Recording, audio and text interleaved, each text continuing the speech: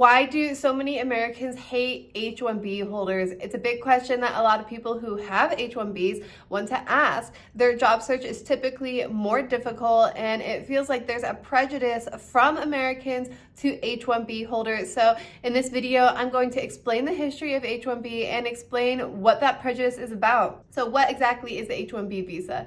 It is a temporary work visa that allows internationals with specialized skills to live in America.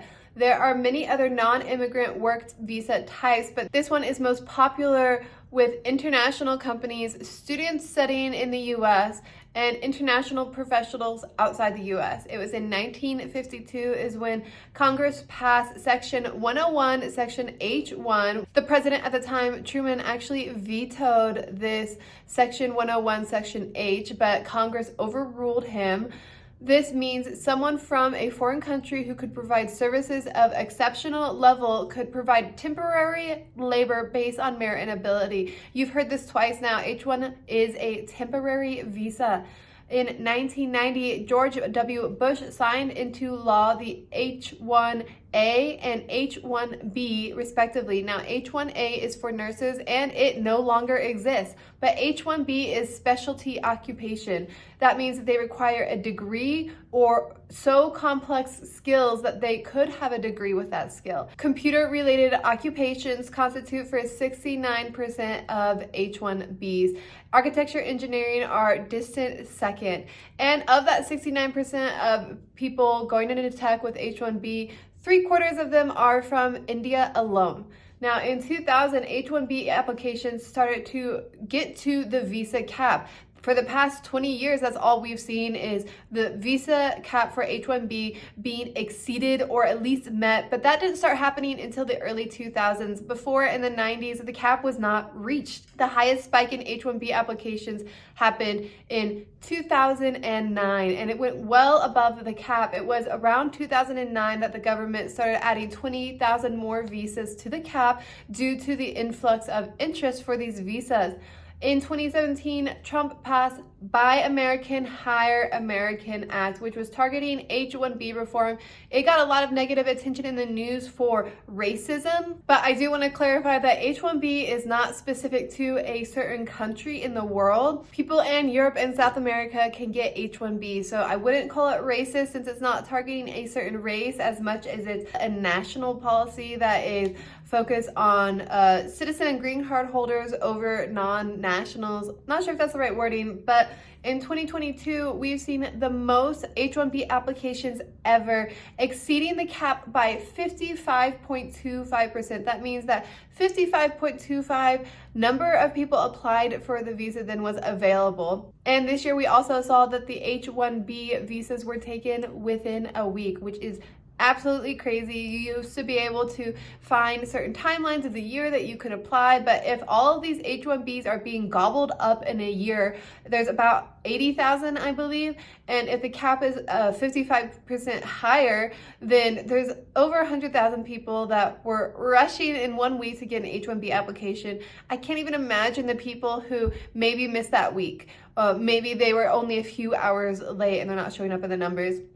But what are the requirements of an H1B visa? Well, H1B caters to the specialized skill category. You need a minimum bachelor's degree and a job that is offered that falls under that skill set category. So that means if you have a degree in architecture and you're trying to get an H1B for a developer job, that's my cat meowing, then you probably won't get that H1B because it has nothing to do with your degree. So it is quite tight on who can get those degrees, those visas. Your degree has to be from an accredited school. If your bachelor's degree is awarded from a non-US university, it has to be on par or equivalent with a US bachelor's. Now, the US actually doesn't have the top developers in the world. We fall like around the 30s number. Even India is below the US in the quality of developers. Most quality developers are in Europe. Interesting enough, Ukraine is top 5 in the best developers in the world. It goes Slovakia, Mexico. That surprises me. I don't know too many Mexican developers. Well, actually, that's not true. I see Mexican developers all the time trying to get American remote jobs. Then we have Poland, Hungary, Ukraine, Czech Republic, Spain, Austria, Switzerland, and Germany. Now, just a reminder, H1B is 3/4 going to people in India, while It's mostly Europe has the best developers in the world. If an applicant for H1B does not have a bachelor's degree, they can have the equivalent experience. It's thought that 1 year of education is equal to 3 years of experience. And what is the H1B cap that I had mentioned? Well, H1B cap is nothing but a term to indicate the total number of H1Bs available and set by Congress that people can apply for. There are two main categories, the regular quota and the master's quota. That's the additional 20% added.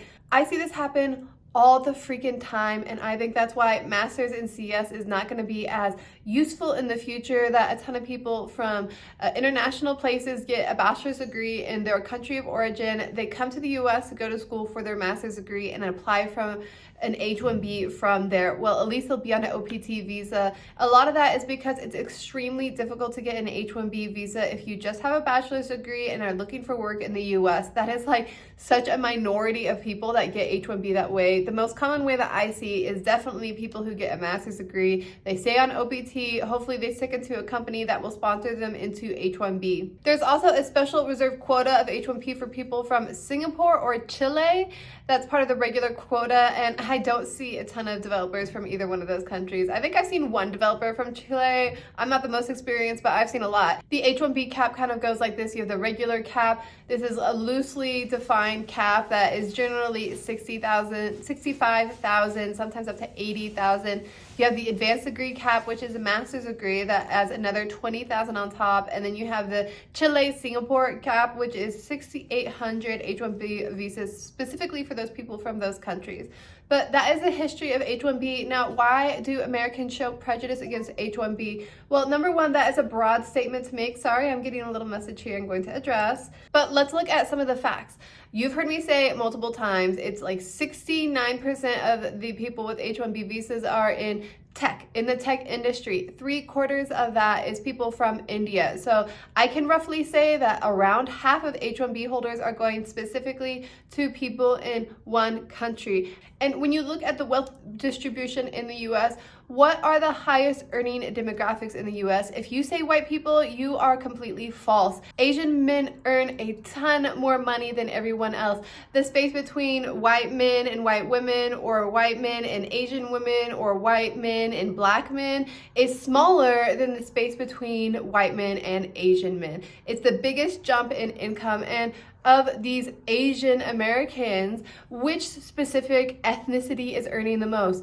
Well, you guessed it, Indian Americans are the highest earners in America, and a lot of that has to do with the H1B program. H1B was originally created to help with the tech talent shortage in the 80s and 90s, and I would say once we saw the highest spike in H1B applications in 2009 is probably around the time that the shortage was decreasing. I know a lot of people will disagree with me. Well, they're talking about senior engineers. Yes, it's going to be hard to find senior engineers. In any field, there's usually a ton more entry-level people than senior people, so that is not a tech-specific thing. But now that we're in 2022, the tech talent shortage is a thing of the past.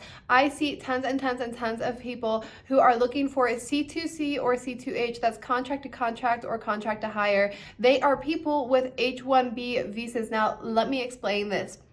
If you want to come to the US and get an H1B visa, you need a company to sponsor you, and most companies will be hesitant to sponsor. One, they don't want to have an entire company of H1Bs, so they need to limit the amount of H1B or OPT holders that they bring onto the company. Two, there is a cost to the company, so it is an increased cost to hire that person. And three, there is no law in the US that says that American companies need to hire H1B visas or visa holders in general. That has nothing to do with diversity initiatives. So how do so many people get over into the US with an H1B if so few companies sponsor? Well, it's these tech consultancy companies like Accenture. You guys know how I feel about Accenture in my last video. Accenture will go to countries like Indonesia or India, find fresh grads from the top tech schools there, say, hey, I got you, I'll sponsor your visa. All you have to do is work with my clients.